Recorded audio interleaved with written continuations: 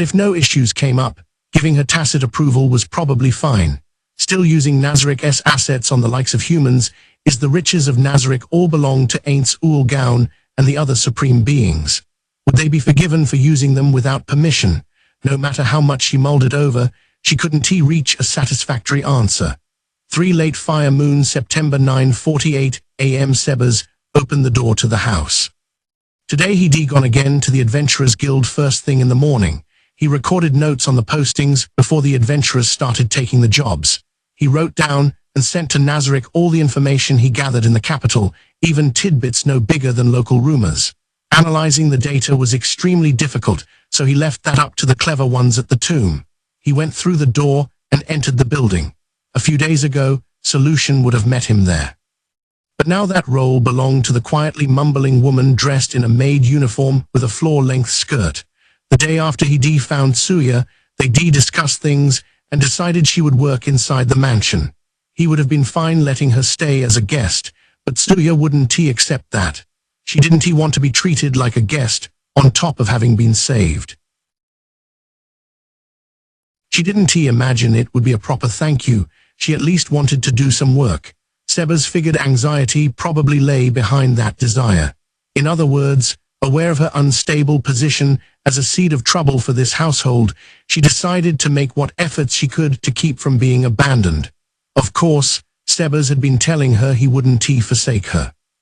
He was going to toss out a person with absolutely no place to go. He wouldn't have bothered picking her up in the first place. But it was true that his powers of persuasion weren't enough to soothe the wounds in her mind. "I am home, Suya. Is your work proceeding smoothly?" She bobbed her head. Unlike when he met her, her hair was now tidily trimmed. A white headpiece placed on top dipped with the movement. "There are no problems." "No, that's good." Her mood was decidedly dark. Her expression almost never changed.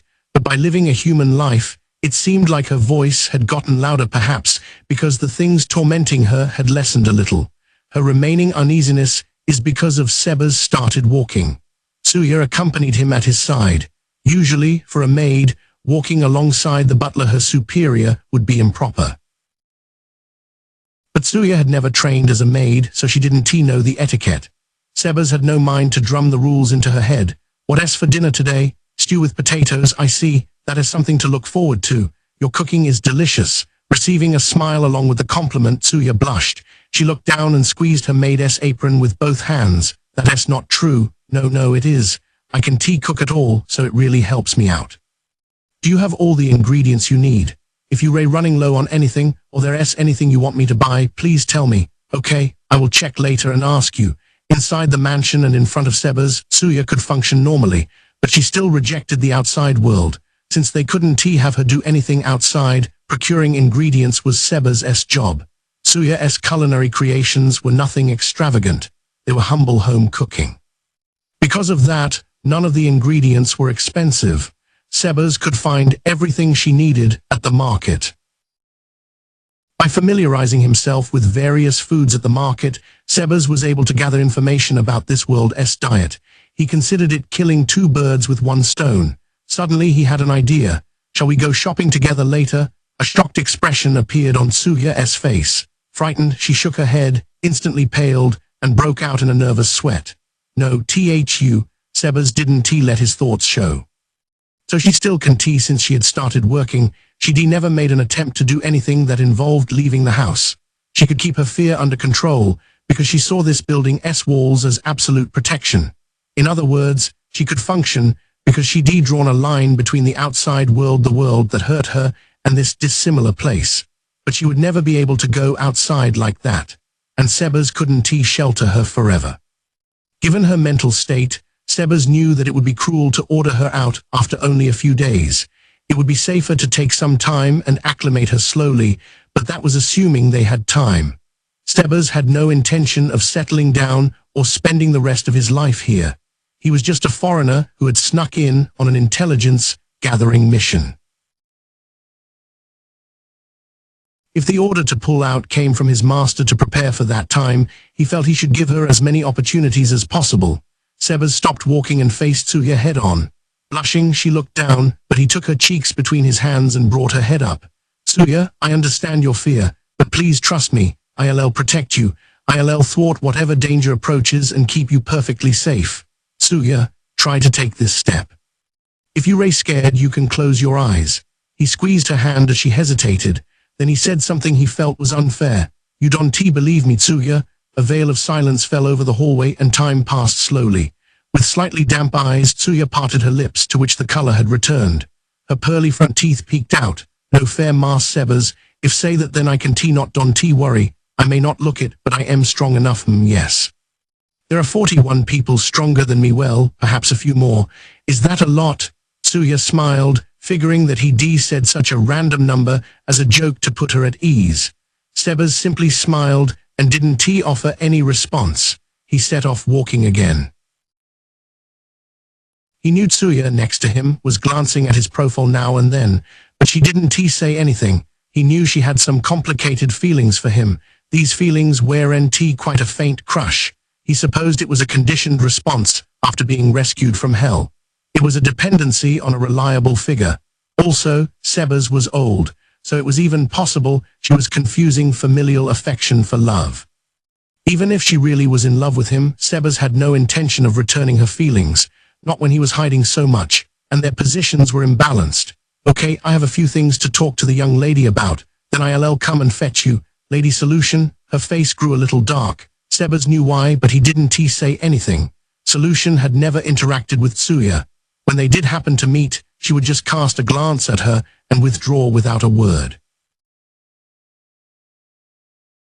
That level of disregard would make anyone uneasy. Given Tsuya's position, she must have been quite frightened. It's all right, she's like that with everybody. She's not singling you out. Between you and me, she has a pretty difficult personality. His joking tone and smile lightened Tsuya's mood a little. Whenever she sees a cute girl, she sulks. Who I am not, she's so flustered, she waved off his compliment. Tsuya certainly had a nice face, but she couldn't compete with Solution. Still, beauty was always at least somewhat in the eye of the beholder. I prefer you to Solution. How? He watched her, his heart warm as she blushed and looked down, but then he furrowed his brow at a sudden change in her expression. But I am dirty. Her face darkened dramatically, and Sebas sighed in his mind. Then he spoke, facing straight ahead. Jewels are like that. Clean ones with no scratches are worth more and are called beautiful. Hearing that, Tsuya's face grew even gloomier. But humans aren't jewels. He sensed her head raise suddenly. You said you ray dirty, but what makes humans clean? For jewels, there are standards of appraisal. But what are the standards to decide a human's purity or beauty? Is it the average? Is it the ordinary? Then does that mean the opinions of the non-conforming minority don't matter? Sebas took a breath and continued. Just like aesthetics vary from person to person, if we say human beauty lies beyond appearance, then I believe it resides not in someone's past, but within them. I don't know your entire history, but judging from what I've seen of you these past few days, you are not the least bit dirty in my opinion. Sebas closed his mouth, and suddenly the only sound was their footsteps echoing in the hall. Then Tsuya spoke, as if she made up her mind. If you think so, then hold me. Sebas embraced her before she could finish. You ray clean and beautiful, he said tenderly, and she didn't make a sound as the tears spilled from her eyes. He patted her back a few times to soothe her and then slowly withdrew his hands. Tsuya, the young lady is calling. I understand, she said. Sebas parted with Tsuya, who curtsied a bit sadly with red eyes, and knocked on the door. He didn't hear an answer, but he opened the door. As he slowly closed it, he smiled back at her. She watched him intently. They were renting the house, and there was barely any furniture despite the many rooms. This room, however, had enough furniture not to embarrass them if a guest visited, but the more one examined the furniture, the easier it was to tell that none of the pieces had a history. The room was a facade. IV returned, Lady Solution. Thank you, Sebas. The fake lady of the house, Solution, retaining her bored expression, was seated on a sofa in the middle of the room. In truth, the expression was just an act.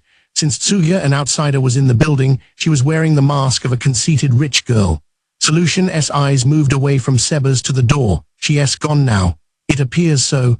They observed each other's expressions, and Solution spoke first. When are you throwing her out? In response to the question she asked every time they met, Sebas gave his usual answer. When the time comes, normally the conversation would end there. Solution would heave a conspicuous sigh, and it would be over. But today she didn't seem to want to end it there. May I ask that you clarify when this time is that you planning for? There's no guarantee that sheltering that human 1T make trouble for us. Doesn't that count as going against Lord Aints' will? There aren't any problems right now.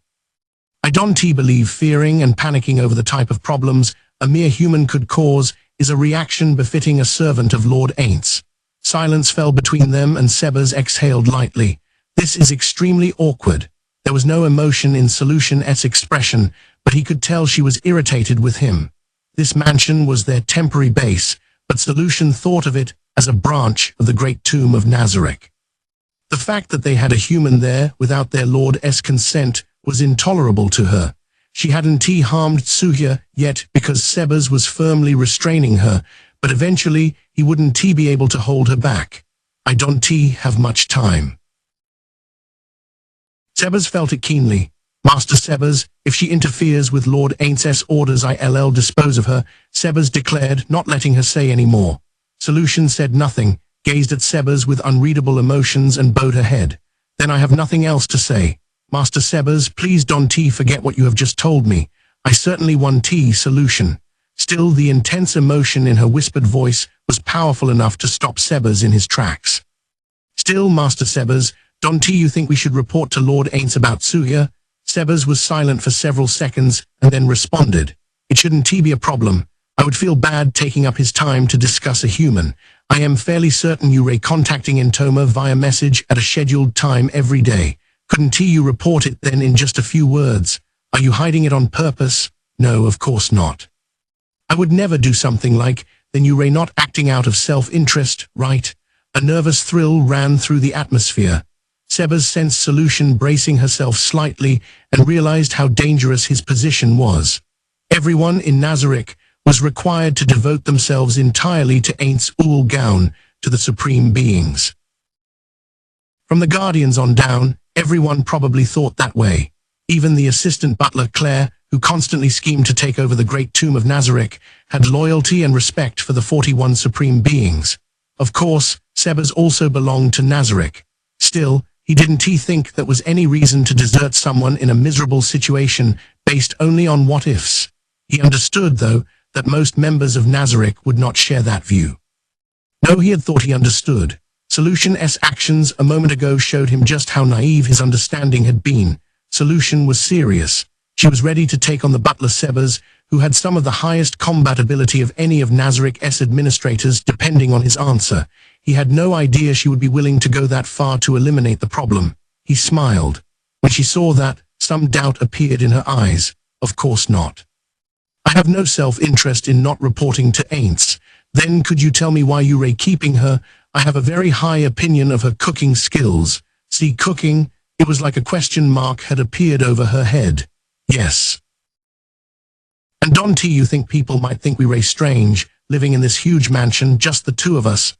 Maybe. Solution sincerely agreed. With such a large house and apparent wealth, the lack of servants would seem strange. I think it's only right that we maintain a minimum number of people. Wouldn't it be trouble if someone should visit and we couldn't serve even a single dish? So you using the human as part of our disguise? That's right. But is that one really so useful? Tsuya feels indebted to me. So even if she senses something is off, she wouldn't say anything to an outsider. Am I wrong? Solution thought for a little while and then said, no, that makes sense. So that's why we shouldn't need Lord Aints' permission for something related to our disguise. On the contrary, I think he'd get angry and tell us to think for ourselves, Sebas explained to the silent Solution. Are you convinced? Yes. Then for now, let us leave it at he cut off abruptly at the sound of a hard object colliding with another. It was very quiet. Someone without Sebas' ears probably would have missed it. Someone was undoubtedly causing the arrhythmic noise. Sebas opened the door and focused his attention down the hallway. When they realized it was coming from the knocker on the front door, they both froze. No one had knocked on this house's door since they arrived in the capital. When they did business, they always went out. They never invited anyone to call on them at their residence. It was an extreme measure to avoid rousing suspicion about living in such a big house alone. But today, they had a visitor. That alone was enough to signal trouble. Sebas left Solution behind and went into the entryway. He lifted the cover of the peephole. Through the hole, he saw a stout man flanked by kingdom soldiers. The visitor was clean and wore well-tailored clothes. A heavy-looking crest glinted copper on his chest. He had a ruddy, fleshy face with an oily sheen, perhaps due to his diet. There was also a man who bore a very different appearance. His skin was so pale it was as if sunlight had never graced it. His sharp gaze and sunken cheeks suggested a bird of prey, a bird that scavenged meat from corpses. His black clothes fit loosely. He was concealing a weapon, there was no doubt. The malice and bloody stench rolling off him triggered Sebas' sixth sense. It was such a disparate group that Sebas couldn't figure out who they might be or what their purpose was. "Who is it?" Patrol Chief Staffan Hyvish. The fat man in front stated his name in an unexpectedly high-pitched voice. The patrol chief was an official who kept the peace in the capital. The position could also be understood as the boss of the patrolling guards. His work covered a broad span of activities. That was why Sebas wasn't sure why he had come. Staffan continued, ignoring Sebas. "As you know, we have a law in the kingdom that prohibits slave trafficking. Princess Rena spearheaded the initiative to plan and adopt it. In any case, we caught wind that someone in this mansion might be violating that law, so we ray here to ascertain the truth of the matter." Then he asked if they might come inside. A drop of uncomfortable sweat rolled down Sebas' back, and he hesitated. He could think of plenty of excuses to refuse, but he worried that turning Staffan away might lead to bigger problems later. He had no proof Staffan was really an official. He wore the crest of a kingdom official, but that wasn't enough to prove he was genuine. There was a slight chance it would be a major crime that the crest was counterfeit. Still, what was the issue with letting a few humans into the mansion? If they became violent, Sebas could handle that, no problem. Actually, it would be better for Sebas if the man was faking. How did Staffan interpret Sebas' silence? He spoke again. "First, I apologize for troubling you, but could we meet with the master of the house? Of course, if he is out, that can be helped. But we came to investigate, so we want be very happy if we go back empty-handed." Staffan's smile contained no trace of apology. It hid a subtle intent to abuse his authority, almost like blackmail. "Before that, may I ask who the man behind you is?" His name is Sucurant. He is a representative of the establishment that brought this matter to our attention. "I am Sucurant." "How do you do?" Seeing Sucurant's faint smile, Sebas had a hunch he'd been defeated. The expression was the sneer of a brutal hunter toward his trapped prey. He must have laid all the groundwork before coming here. In that case, there was a good chance Staffan was an actual official, and they'd probably already decided how they would respond if he refused. In that case, maybe it was better to see what they were up to. "Understood. I will go inform the lady." "Please wait here for a moment." "Yes, we'll wait. But I hope you'll make it quick. We haven't got all day." Sucurant snorted derisively and Staffan shrugged. "Understood. Then if you'll excuse me." Sebas closed the peephole cover and turned back to Solution-S room, but before that, he would need to tell Tsuya to hide in the back. Staffan and Sucurant left the soldiers outside the door and entered the room they'd been led to. When they laid eyes on Solution, they were amazed. They clearly hadn't expected to meet such a beautiful woman. Staffan's expression gradually slackened. His eyes flitted between her face and her chest. There was something like lust in his eyes as he swallowed a few times. Sucurant's expression, on the other hand, tensed. Which one should she be wary of? The answer to that question was self-evident. Sebas offered them a seat on the sofa across from Solution. Solution, Staffan, and Sucurant introduced themselves. "Now then, what seems to be the trouble?" Staffan cleared his throat rather deliberately and replied to Solution-S question. "We received a report from a certain establishment. Someone had abducted one of their employees. We heard that person illegally supplied some money to a different employee of theirs in exchange. Slave trafficking is prohibited by law. That sounds like a violation, don't you think?" Staffan's excitement gradually grew. His tone became increasingly firm, but Solution gave a bored reply. "Oh." The visiting pair blinked in surprise. Apparently, they didn't think she'd respond with that attitude since they were threatening her. "I leave all bothersome things to Sebas." "Sebas, take care of it. Are you sure you're all right with that? You might end up a criminal." "Oh my, how frightening." Then Sebas, if it seems like I am going to end up a criminal, please come tell me. She bid them good day and stood up, beaming. No one called after her as she left the room. That moment proved just how powerful a beautiful woman's smile could be. Perhaps Solution's beauty had shocked the soldiers. Couple of surprised yelps reached their ears before the sound of the closing door. Well then, I will listen to what you have to say on behalf of the young lady. Sebas smiled and sat down opposite the two men. The smile seemed to discourage Staffan. To shore him up, Sakuron spoke. Yes, then we'll have you hear us out. As Mr. Hivish said at the door, our employee has gone missing. And what do you know? After interrogating one of our men, he admitted to taking money and handing her over.